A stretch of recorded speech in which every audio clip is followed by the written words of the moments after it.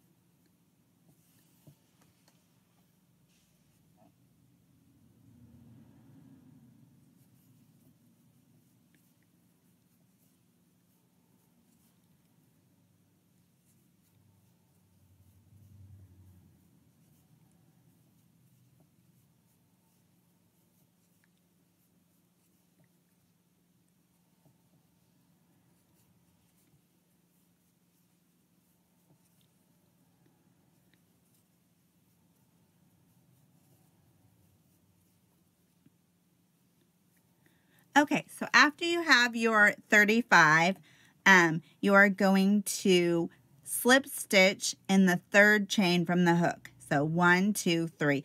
And slip stitch is just insert your hook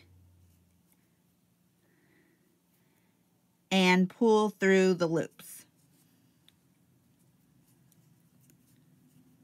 And then a half double crochet. So yarn over, insert your hook, yarn over, pull up a loop, yarn over, and go through all 3. And then this is your pattern. Slip stitch, half double crochet. So you're going to finish this, you're going to repeat this until the end, ending with a slip stitch. So in the slip stitch again, you insert your hook, you pull through a loop, and you pull through the loop on your hook. Then half double crochet. This pattern, the crunch stitch, makes a tight stitch with few holes. It's easy to do, but it's not particularly fast because the height of the slip stitch makes you don't gain height very fast, but it's easy to do, and it works great for something like a pot holder where you want it to be nice and thick so you don't burn yourself. And I use a smaller hook on this to make sure that there isn't many holes, that there isn't any holes. And you're going to make 2 of these squares.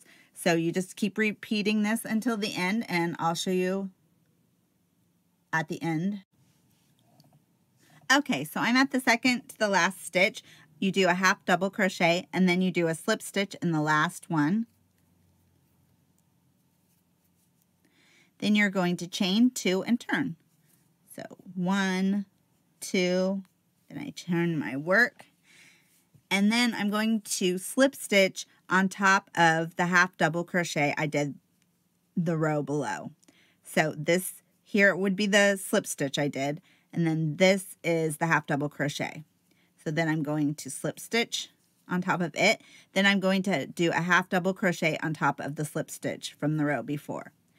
And then you're just going to alternate that. And you know you've got the right stitch if it's opposite. You put your half double crochet on top of the slip stitch and the slip stitch on top of the half double crochet. So here's my half double crochet. The next one's a slip stitch, and you just keep repeating until the end of the row. And this is, you repeat the second row until you have 38 stitches. and at the end you always chain 2. And you will end with a slip stitch. Okay, so you just keep repeating, half double crochet, slip stitch.